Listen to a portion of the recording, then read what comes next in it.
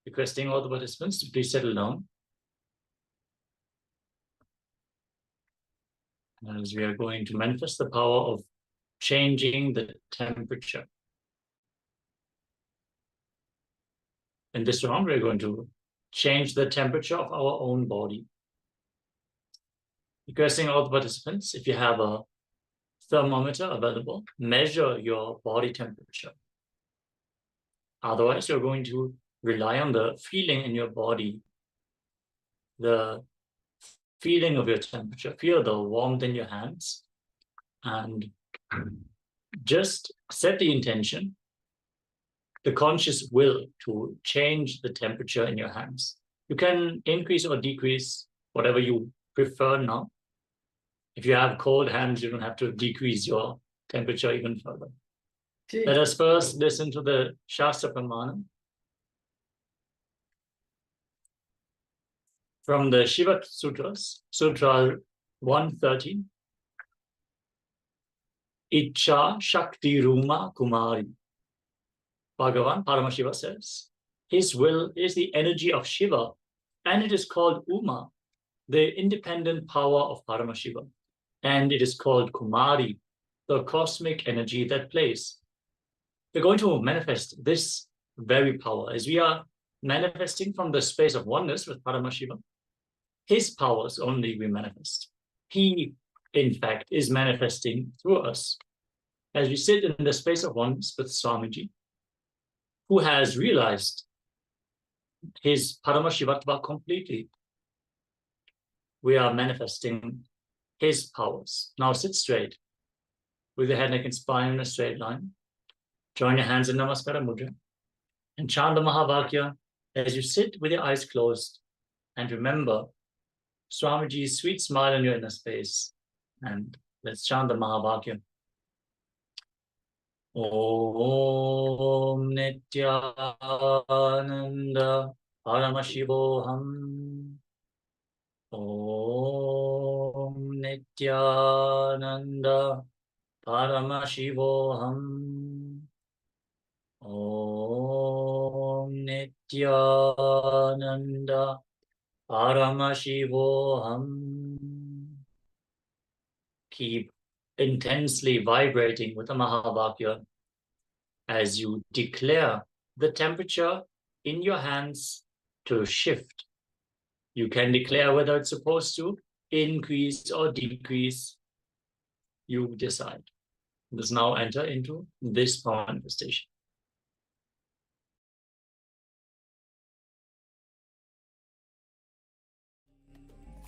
Om Nithyananda Paramashivoham. Om Nithyananda Paramashivoham. Om Nithyananda Paramashivoham. Om Nithyananda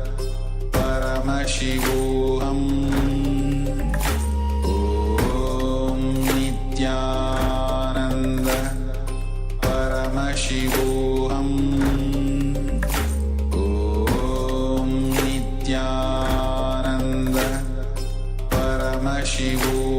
Om Nithyananda Paramashivoham. Om Nithyananda Paramashivoham. Om Nithyananda Paramashivoham. Om Nithyananda Paramashivoham. Om Nithyananda Paramashivoham. Om Nithyananda Paramashivoham. Om Nithyananda Paramashivoham.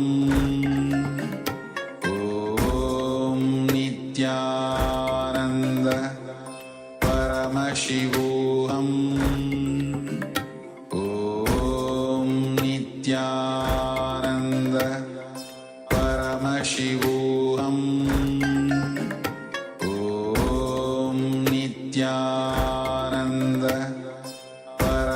Paramashivoham Om Nithyananda Paramashivoham Om Nithyananda Paramashivoham Om Nithyananda Paramashivoham Om Nithyananda Paramashivoham.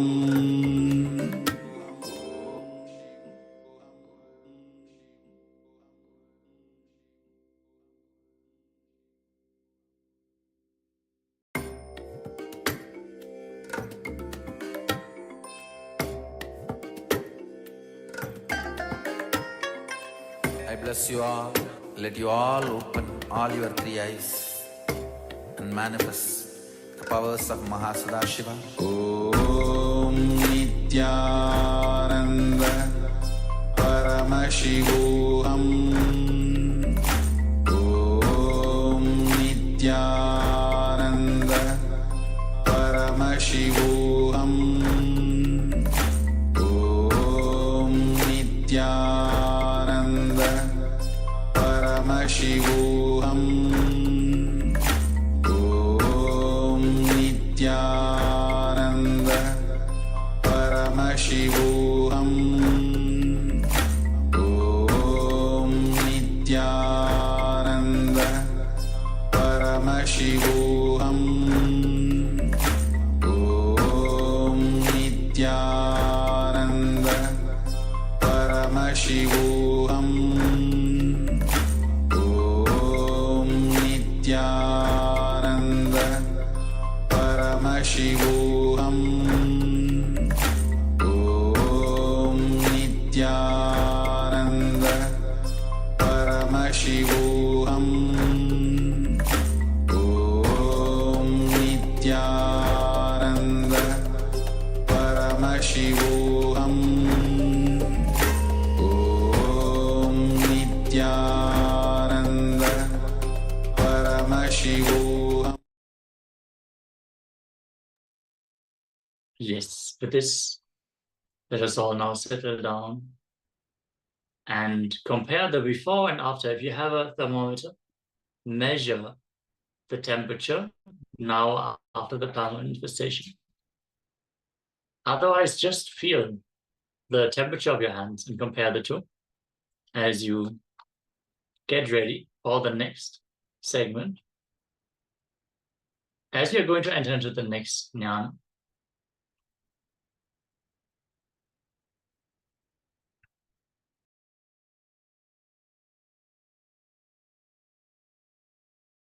we're going to learn about the Samskara Dahana Kriya, which is the technique revealed by the Supreme Pontiff of Hinduism. Requesting all of you to please settle down.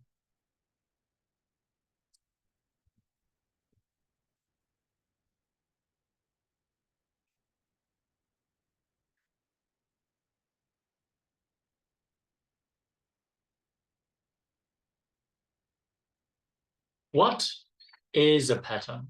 A samskara.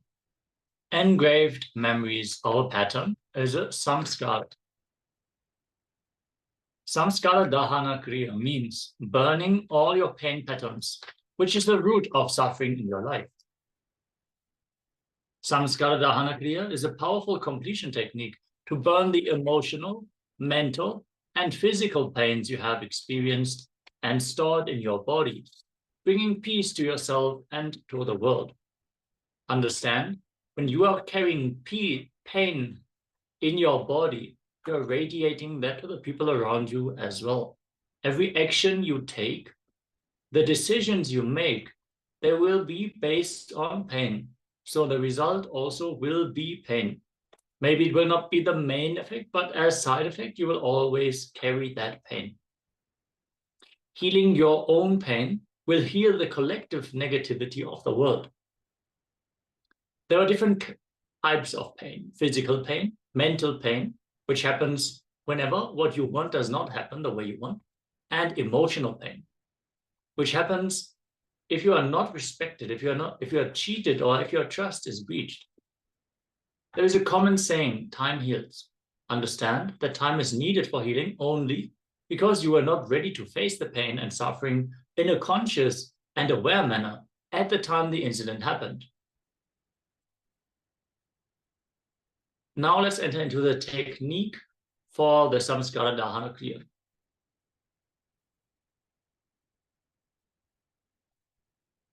By contemplating this way in your inner space, disidentify from the past impressions and memories of incompletions. Just consciously feel within that the mind stuff, chitta, of past memories of incompletion with its activities as mind, intellect, and ego are not existing in me. From the Shivanyana Upanishad, Vijnana Bhairava Tantra, 94th verse, 22nd technique.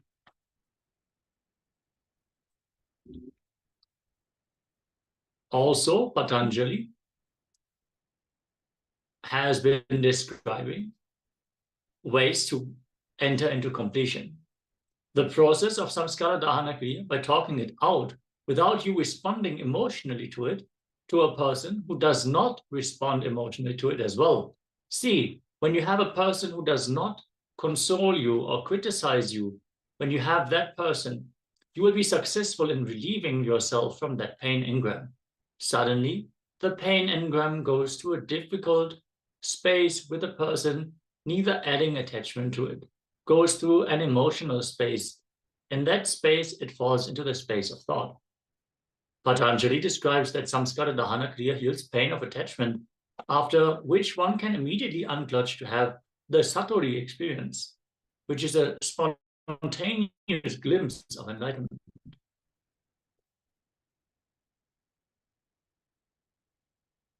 Let us now learn even deeper about the Samskara Dahana Kriya, the technique for perpetual completion, which is the easiest process to enlightenment.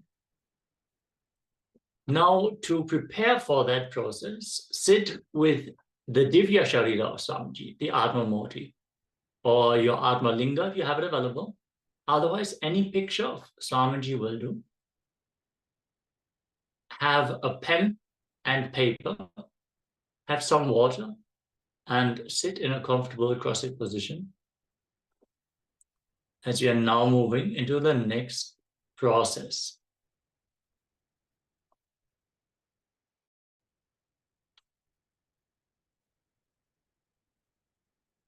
Requesting everyone to please gather the listed items and settle down.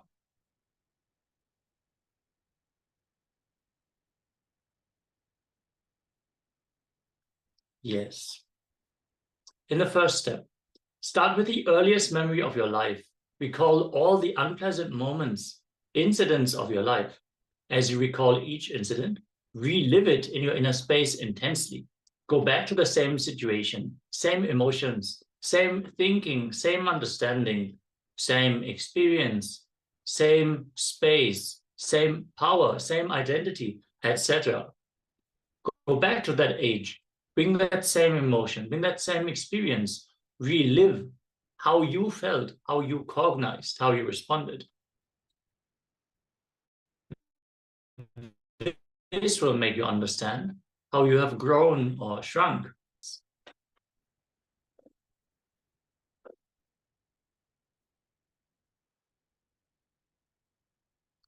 After reliving, write down each memory as clearly as if you are writing a story. After writing all the incidents, relive the incidents in the mirror. Do not censor anything. Do not avoid any incidents. Relive it in detail. Finally, share it with Swamiji in the form of Atma Murti 5 times and relive all the incidents. Let's get ready for this process. We're going to project a picture of Swamiji in case you don't have an Atma Murti. And we request all the participants to please stay seated in the Nithyananda Sabha, the place where you have set yourself up for this session.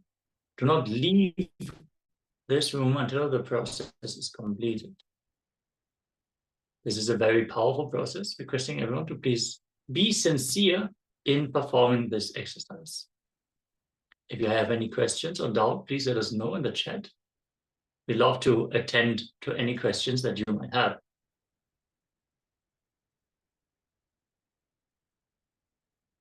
Yes, let us now get started with this process.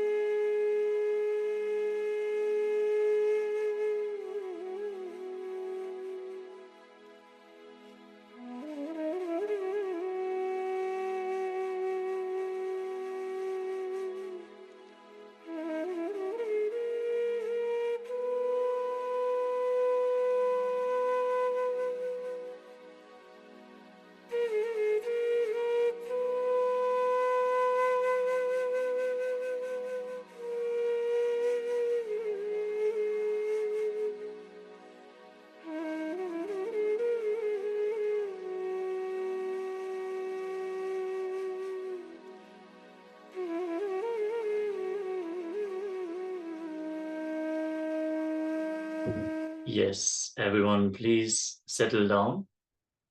After this intense process, let us enter into the next round of our power manifestation. Requesting everyone to please settle down.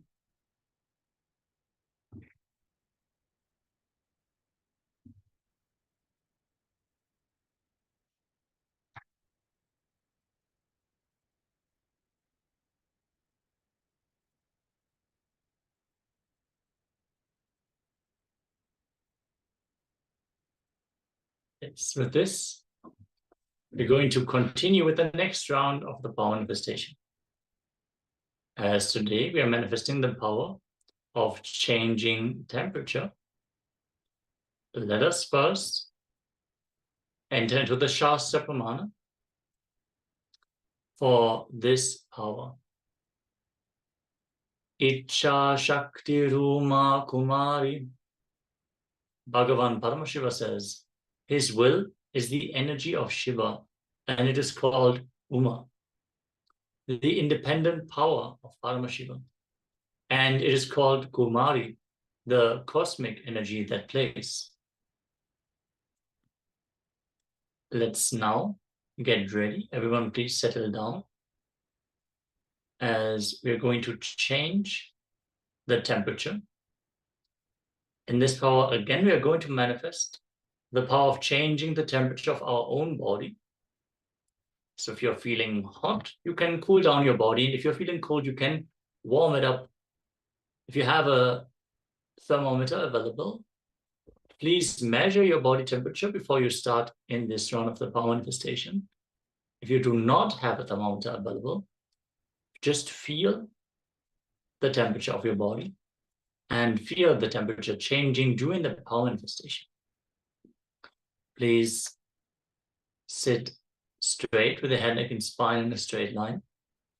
Join your hands in Namaskara Mudra. Visualize Swamiji in your inner space as chant the Mahavakya. Om Nithyananda Paramashivoham. Om Nithyananda Paramashivoham. Om Nithyananda Paramashivoham. Keep vibrating intensely with the Mahavakya as you declare the body temperature to shift to colder or warmer, whatever you declare.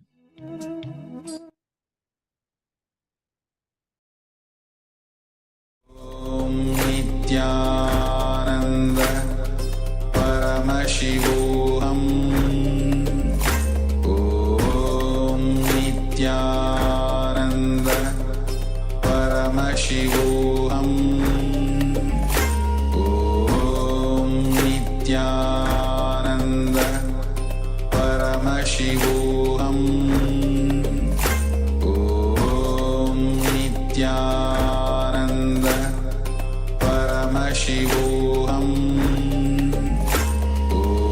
Om Nithyananda Paramashivoham. Om Nithyananda Paramashivoham. Om Nithyananda Paramashivoham.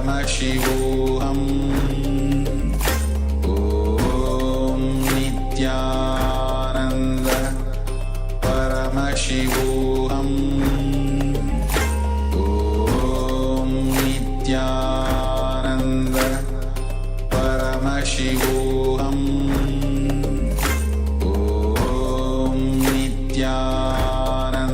Nithyananda Paramashivoham.